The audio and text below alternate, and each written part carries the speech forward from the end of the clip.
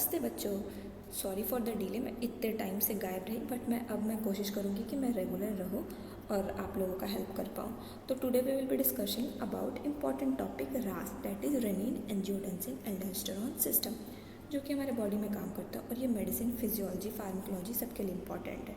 तो आइए समझेंगे क्या होता है रास, यानी रेनिन एंजियोटेंसिन एल्डोस्टेरोन सिस्टम, जो हमारे बॉडी में जब ब्लड प्रेशर और फ्लूइड बैलेंस को मेंटेन करता है।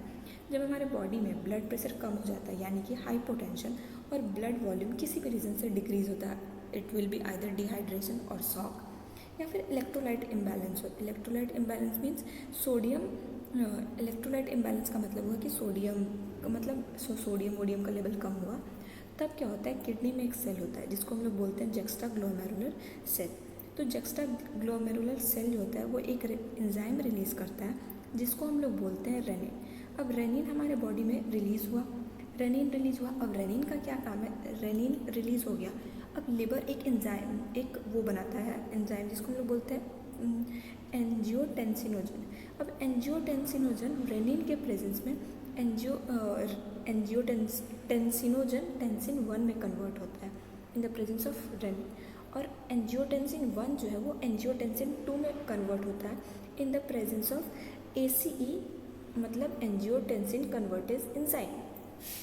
ठीक है, यहाँ पे आप लोग देख रहे हैं कि वो हो रहा है, किडनी रिलीज़ किया यहाँ पे रेनिन, और रेनिन रिलीज़ करने के बाद रेनिन जो होता है वो कन्वर्ट करता है angiotensinogen into angiotensin 1 in the presence of enzyme angiotensinogen converting enzyme, ये वाला एंजाइम। ठीक है, आप लोग को दिख नहीं रहा होगा, एक सेकेंड, इसको इरेज कर देते हैं और इधर आ जाते हैं। ठीक है, तो इधर कन्वर्ट हो गया उसके प्रेजेंस में। अब एंजियोटेंसिनोजन कहाँ से रिलीज़ हुआ, तो ये लिवर इसको रिलीज़ करता है। अब जब एंजियोटेंसिन 1 लंग्स के पास आता है, वहाँ ये कन्वर्ट होता है एंजियोटेंसिनोजन एंजियोटेंसिन 1 में कन्वर्ट हो जाता है in the presence of enzyme angiotensin converting enzyme.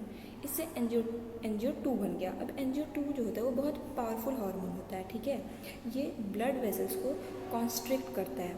जब ब्लड वेसल कॉन्स्ट्रिक्ट होता है तो उससे हमारा ब्लड प्रेशर बढ़ता है। तो हमारा हाइपोटेंशन का जो केस था, अब वो ब्लड प्रेशर को नॉर्मल करता है।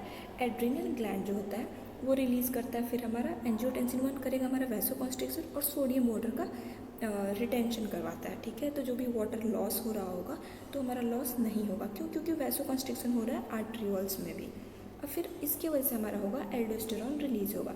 अब एल्डोस्टेरॉन जो होता है वो किडनी में सोडियम और वाटर का रीअब्जॉर्प्शन बढ़ाता है, किडनी में बढ़ेगा, और जब ये सोडियम और वाटर का रीअब्जॉर्प्शन बढ़ेगा तो पोटेशियम हमारे बाहर एक्सक्रीट आउट होगा।